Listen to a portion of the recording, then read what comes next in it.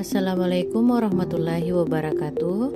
Saya Nur Aisyah, NIM B221061169. Di sini saya akan menjelaskan dampak ketidaksetaraan dan ketidakadilan gender pada kesehatan perempuan dan praktek kebidanan.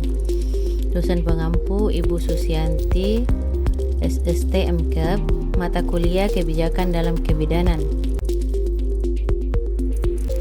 Istilah gender.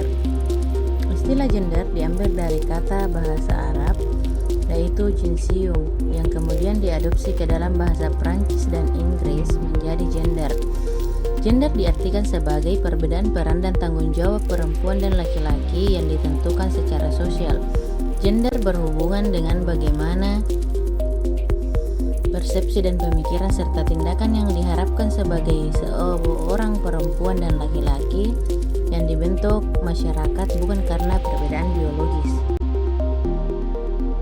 Kajian gender dalam pelayanan kesehatan, yaitu kesetaraan gender adalah tidak adanya diskriminasi berdasarkan jenis kelamin seseorang dalam memperoleh kesempatan dan alokasi sumber daya manfaat dan dalam mengakses pelayanan. Berbeda dengan keadilan gender, merupakan keadilan pendistribusian manfaat dan tanggung jawab perempuan dan laki-laki. Isu gender dalam kesehatan, yaitu gender mempunyai pengaruh besar terhadap kesehatan laki-laki dan perempuan. Baik laki-laki maupun perempuan sama-sama terkena dampak dan gender stereotype masing-masing.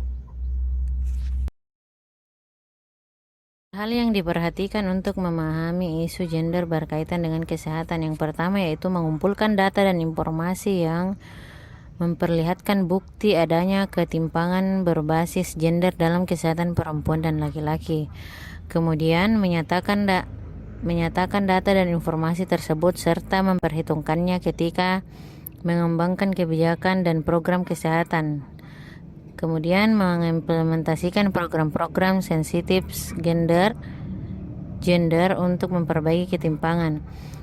Yang terakhir, mengembangkan mekanisme monitoring dan responsif terhadap isu gender untuk memastikan ketimpangan gender dipantau secara teratur.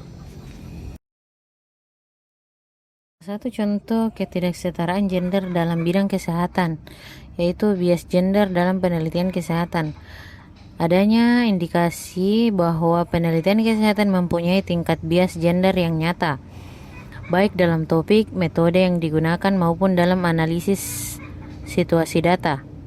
Gangguan ini mengakibatkan perempuan tidak mempengaruhi fungsi reproduksinya, misalnya dysmenorrhea atau osteoporosis. 2. Perbedaan gender dalam akses terhadap pelayanan kesehatan. Berbeda dengan negara maju, kaum perempuan di negara berkembang pada umumnya belum dapat memanfaatkan pelayanan kesehatan sesuai dengan kebutuhannya. Proses persalinan yang normal sering dijadikan peristiwa medis yang tidak mempertimbangkan kebutuhan perempuan, misalnya kebutuhan untuk didampingi orang terdekat atau mengambil posisi yang dirasakan paling nyaman. Selanjutnya, isu gender terhadap persepsi dan respon terhadap penyakit. Yang pertama, perbedaan peran laki-laki dan perempuan mempengaruhi persepsi perasaan tidak nyaman serta mempengaruhi keinginan wanita untuk menyatakan dirinya sakit. Kemudian, tidak masuknya target perempuan pada studi klinis patologis mengakibatkan terapi hasil studi tersebut tidak reliable diaplikasikan pada perempuan dan mungkin berbahaya. Kemudian, pelayanan keluarga berencana lebih fokus pada perempuan dibanding laki-laki, mengakibatkan laki-laki mempunyai akses yang sangat terbatas terhadap pelayanan KB dan mengakibatkan bahwa persepsi KB adalah urusan perempuan. Kemudian peran gender, yaitu yang pertama, peran reproduktif, yaitu peran yang dijalankan dan tidak menghasilkan uang serta dilakukan dalam rumah. Misalnya, pengasuhan atau pemeliharaan anak, pekerjaan rumah, dan lain-lain. Yang kedua, peran produktif, yaitu peran jika dilaksanakan mendapat uang langsung atau upaya yang lain, contoh guru, pedagang, pengusaha, atau menjahit di rumah. Yang terakhir, peran kemasyarakatan, aktivitas yang dilakukan di tingkat masyarakat, misalnya pelayanan posyandu, pengelolaan rumah tangga.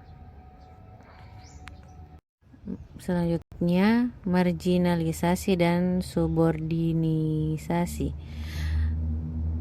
Marginalisasi merupakan permiskinan terhadap perempuan. Terjadi sejak dalam rumah tangga dalam bentuk diskriminasi atas anggota laki-laki dengan anggota perempuan.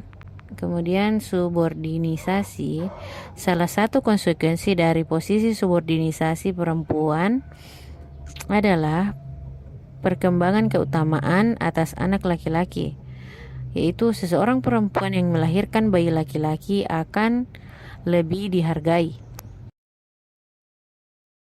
Itulah materi yang dapat saya paparkan. Lebih dan kurangnya mohon dimaafkan. Wassalamualaikum warahmatullahi wabarakatuh.